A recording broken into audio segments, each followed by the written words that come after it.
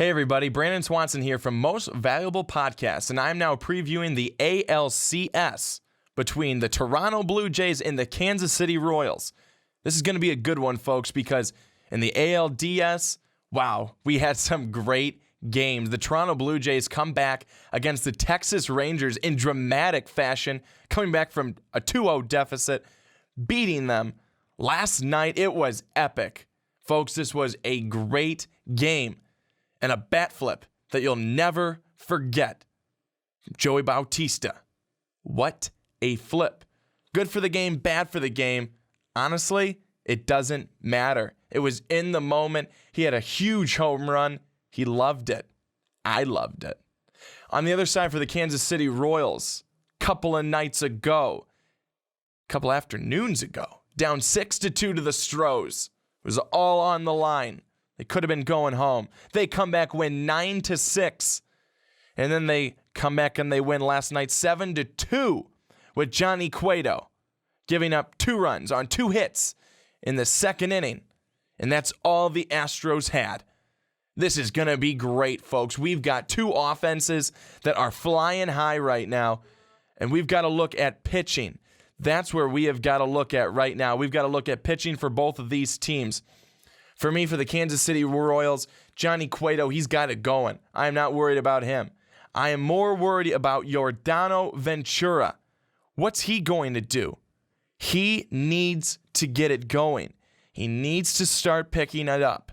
He really does, if Kansas City wants to go anywhere. The Royals have been looking really, really good right now. They've won 9 of their last 10 when facing elimination. But Blue Jay Nation is rallying around the Toronto Blue Jays. The Blue Jays, one of the best pickups that they could have done. Troy Tulowitzki at the trade deadline. What a pickup. What a pickup. Troy Tulowitzki, Edwin Encarnacion, Jose Bautista. Wow. This has been a team to watch. And boy, have they watched. Canada fans can finally rejoice and have one good thing about being in Canada. Again, I'm excited for this series. I think it's going to be really, really good. I think it's going to come down to Game 7. And it's going to come down to the Kansas City Royals winning in Game 7. This team, they will not quit. They will not go away. As their manager, Ned Yost, says, Kansas City Royals, they're here for real. And if they did what they needed to do to come back from being down to the Stros and left for dead, they can do what it takes to beat the Toronto Blue Jays.